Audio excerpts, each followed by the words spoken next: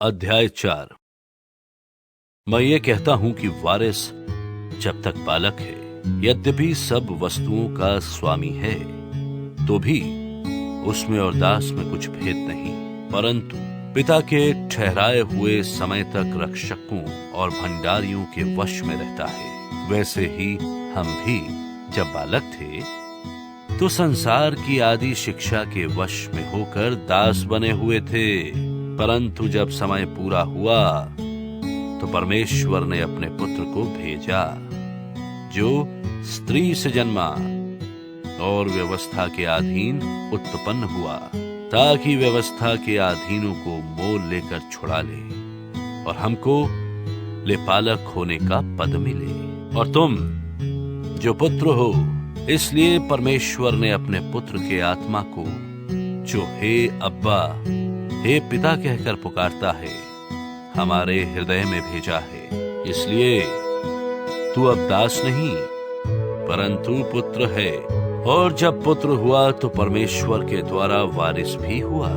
भला तब तो तुम परमेश्वर को ना जानकर उनके दास थे, जो स्वभाव से परमेश्वर नहीं, पर अब जो तुमने परमेश्वर को पहचान लिया, वरन परमेश्वर ने तुमको पहचाना, तो निर्बल और निकम्मी आदि शिक्षा की बातों की ओर क्यों फिरते हो, जिनके तुम दोबारा दास होना चाहते हो। तुम दिनों और महीनों और नियत समयों और वर्षों को मानते हो। मैं तुम्हारे विषय में डरता हूँ, कहीं ऐसा ना हो कि जो परिश्रम मैंने तुम्हारे लिए किया है व्यर्थ ठहरे।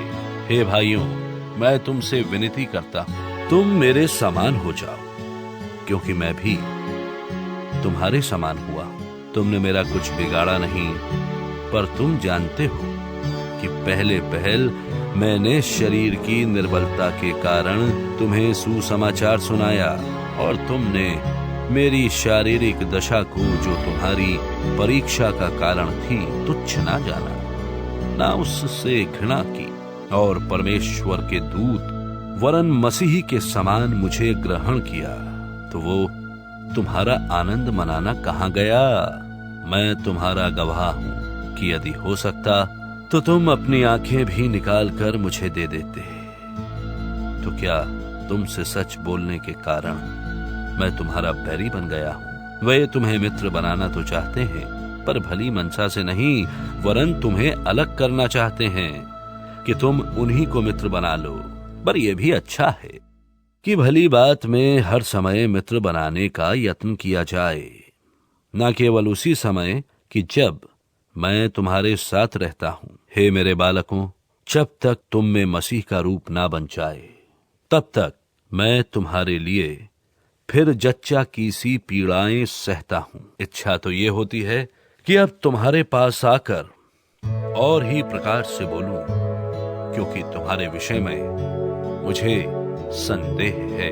तुम जो व्यवस्था के अधीन होना चाहते हो, उसे कहो, क्या तुम व्यवस्था की नहीं सुनते?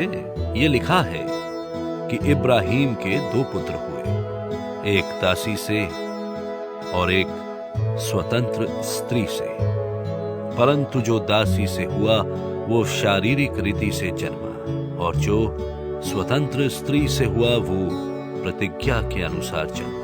इन बातों में दृष्टांत है। ये स्त्रियां मानो 2 वाचाएं हैं, एक तो सीना पहाड़ की, जिससे दासी उत्पन्न होते हैं, और वो हाजिरा है।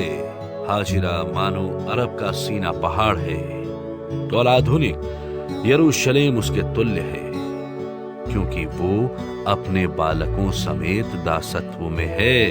पर ऊपर की यरूशलेम स्वतंत्र है, और वो हमारी माता है, क्योंकि लिखा है कि हे बांझ, तू जो नहीं जनती आनंद कर, तू जिसको पीड़ाएं नहीं उठती, गला खोल कर जय जयकार कर, क्योंकि त्यागी हुई की संतान सुहागिन की संतान से भी अधिक है। हे भाइयों, हम इसहाक की नाई प्रतिज्ञा की संतान हैं, और जैसा उस समय शरीर के अनुसार जन्मा हुआ आत्मा के अनुसार जन्मे हुए को सताता था, वैसा ही अब भी होता है। परंतु पवित्र शास्त्र क्या कहता है? दासी और उसके पुत्र को निकाल दे, क्योंकि दासी का पुत्र स्वतंत्र स्त्री के पुत्र के साथ उत्तराधिकारी नहीं होगा। इसलिए हे भाइयों, हम दासी के नहीं परंतु स्वतंत्र स्त्री की संतान हैं।